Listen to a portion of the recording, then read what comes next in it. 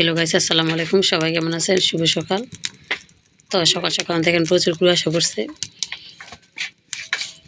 তো প্রচণ্ড শীত, আর শীতে প্রচুর কুয়াশা।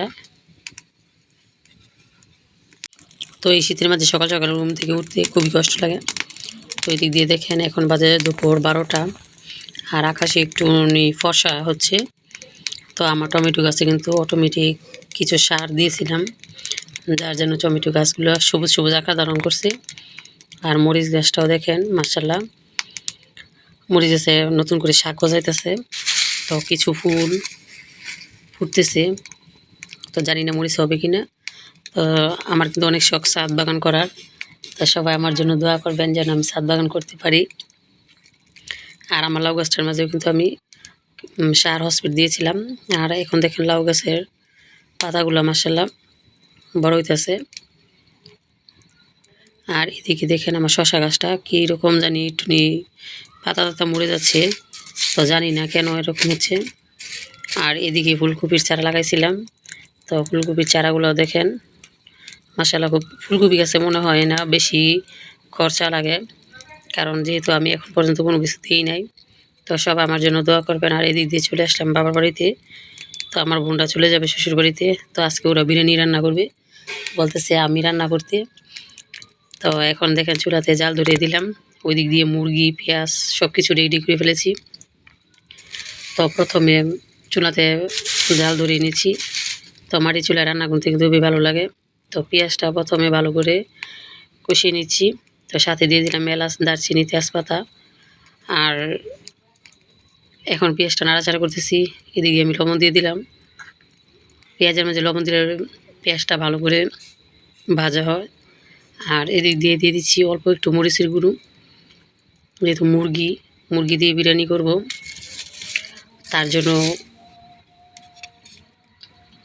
অল্প একটু মরিচ দিলাম। সাথে ধনিয়ার গুঁড়ো, জিরার গুঁড়ো এগুলো দিয়ে দিব। দিয়ে ভালো করে মশলাটা কষিয়ে নিব। তো এদিকে দেখেন আমি মশলা দিয়ে দিচ্ছি। এখন দিয়ে দিলাম আদা, তারপর দিয়ে দিলাম রসুন। তো ভাববেন আমি উল্টোভাবে রান্না করি, আমি কিন্তু বরাবর মতো বিরিয়ানি রান্না করলে এভাবে রান্না করি। তো আদা রসুন দেওয়া শেষ। এখন নাড়াচাড়া করতেছে আমার ছোটো বোন, আর আমি এগুলো সব দিয়ে দিচ্ছি। তো মশলাটা ভালো করে কষিয়ে তারপরে এখন কষানো শেষ। কষানো মাংসের উপরে দেখেন তেল আসে। তো ওইদিকে দেখেন এখন আমি ধাপে ধাপে মাংসগুলো দিয়ে দিচ্ছি। তো ফাইনালি আমার মাংসগুলো দেওয়া প্রায় শেষ। আর এখন ভালো করে নাড়াচাড়া করে মশলার সাথে মিশিয়ে নিব। তো মুরগির মাংস প্রথমে কিন্তু ভালো করে ধুয়ে রাখছিলাম, ধোয়া দিছি। তো এখন আবার ধুইলাম। তো মাংস সাধারণত 3বার ধুলে হয়, কিন্তু মাছটা কিন্তু আরও বেশি ধুতে হয়। মুরব্বিদের কাছে শুনলাম যে মাছ ধোয়া মিডা আর গোস্ত ধোয়া নাকি এটা কীভাবে যেন বলে, তাও আমি বলতে পারতেছি না। তো এদিকে দেখেন আমার মাংস কষানো শেষ। নাড়াচাড়া করে মশলার সাথে মিশিয়ে নিচ্ছি।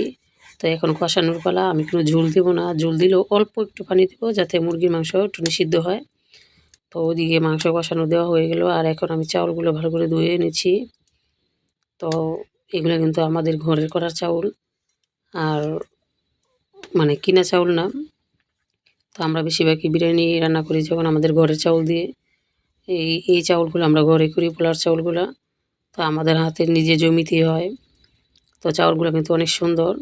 তো ফাইনালি মাংসের মাঝে কিন্তু বিরিয়ানি মশলা দেওয়া হচ্ছে, আর ওই দিক দিয়ে মাংস কষানো হচ্ছে। তো নাড়াচাড়া করে বিরিয়ানি মশলাটা মিশিয়ে নিলাম। তো এখন আবার আমি ঢাকনা দিয়ে ঢেকে দেব। তো যখন পুরো ফাইনালি মাংসের উপর তেল চলে আসবে তখন আমি চাউলগুলো দিয়ে দেব। তো এদিক দিয়ে দেখেন মাংস কষানো প্রায় শেষ। এখন আমি চাউলগুলো দিয়ে দিয়েছি। তো নাড়াচাড়া করে মিশিয়ে নিচ্ছি। তো এখানে কিন্তু 3 কেজি চাল, আর হাঁড়িটা হয়তো বা ছোটো দেখাচ্ছে, কিন্তু ছোট না, এটা কিন্তু 3.5 কেজি চাউলের পোলাও লয়। তো এদিকে দেখাচ্ছে আমি বড়টা চামচ দিয়ে নাড়াচাড়া করতেছি। তো এখন ঝোলের পানি দিয়ে দিলাম। তো পরিমাণ মতো পানি দিলাম। 5 পট চাউলের মাঝে আমি 10 পট পানি দিছি। আর এখন দিয়ে দিলাম কাঁচামরিচ দেওয়া শেষ। ফাইনালি আবারও আমি একটু বিরিয়ানি মশলা দিয়ে দিব। আর এখন দিয়ে দিলাম আমি গাজর। এখন নাড়াচাড়া করে মিশিয়ে নিব। তো গাজর কিন্তু অপশনাল, দিলেও হয় না দিলেও হয়, এটা যার ইচ্ছা মতন। তো গাজরটা দিলে একটি মানে পোলাও ভাতগুলা বা বিরিয়ানিগুলা দেখতে সুন্দর দেখা যায়, লাল লাল। তো আমি এদিক দিয়ে বিরিয়ানি মশলাগুলো আবারও দিয়ে দিলাম অল্প একটুনি। আর এদিক দিয়ে আমার বোন নাড়াচাড়া করে মিশিয়ে নিচ্ছে। তো এদিকে দেখেন ফাইনালি পানিটা প্রায়, বিরিয়ানি প্রায় হাফ হয়েছে, আরও অর্ধেক হবে। তো এখন আবারও ঢাকনা খুলে দেখলাম, তো আমার বিরিয়ানিটা প্রায় অর্ধেক হয়ে গেছে। বাকি অর্ধেকের জন্য অপেক্ষা করতে হবে। আর জালটা একটু নিবু নিবু টাইপের দিচ্ছি। তো এদিকে দেখেন ফাইনালি হয়ে গেছে, আর 10 মিনিট দমে রাখবো।